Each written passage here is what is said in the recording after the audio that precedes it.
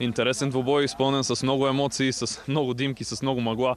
В крайна сметка обаче Ботев Враца прекъсна своята негативна серия и победи отбора на Спартак Варна. Ще разберем къде обаче гостите сбъркаха, за да не могат да си поздравят с 3 точки от старши треньора на гостите, господин Гьоко Хаджиевски. Как видяхте вие двобоя днес?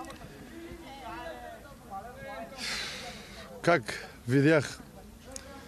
Мислам дека според играта во поголемиот дел од матчот ние заслуживме поне равно на овој матч.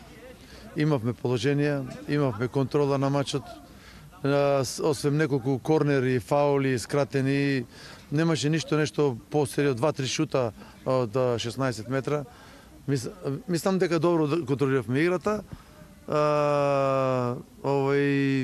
Некои смени направив заради ризик од жолти картони за втор жолт картон на полувремето, но второто полувреме травмите на Илкер првин рамото, кој не знам по кој пат, како да кажам, јас не разбирам, можда 40 години во фудбалот не се достатъчно за да имам проценка некоја во фудбалот, не удирам никаде директно, но то се вижда од авион, значи не може Лозев да е повреден месец и половина со скршена коска на лицето, да нема ни фаул.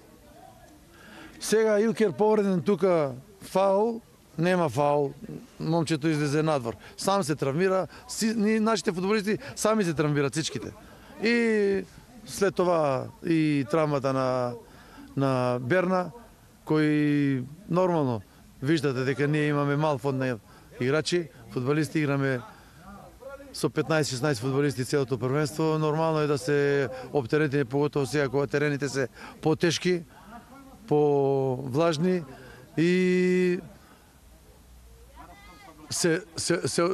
просто не е нашиот одбор, не е тој тимот кој ние кога игравме добро, стоевме стандардно и на позиција и во организација на играта.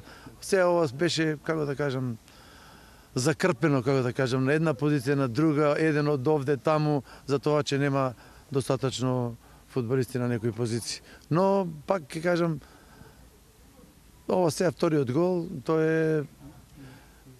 Кажете ми, дали 3 минути за...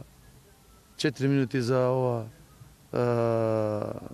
маглата што беше од овие петарди, за вар и за 10 смени во играта, 7 минутки продолжение. И во тие 7 минутки ние 3 минутки не игравме. Значи, голот падна, след това немаше ни фудбал, немаше ништо. Значи, ние не можевме да исползваме човек повеќе во тие последните минутки.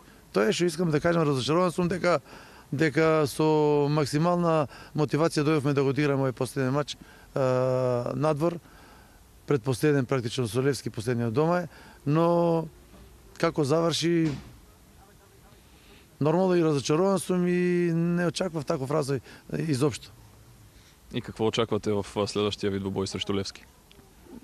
Тоа е јасно дека не сме во најдобро состојание, дека не сме во соглед на осипвање на фудбалистите. Левски е лидер во шампионатот, но тоа не значи дека ние ќе се предадеме уште пред мачот. Какво имаме, со колку имаме, со тоа ќе играме, колку можеме да се представиме најдобро што можеме. Благодаря ви, успех. Нешто.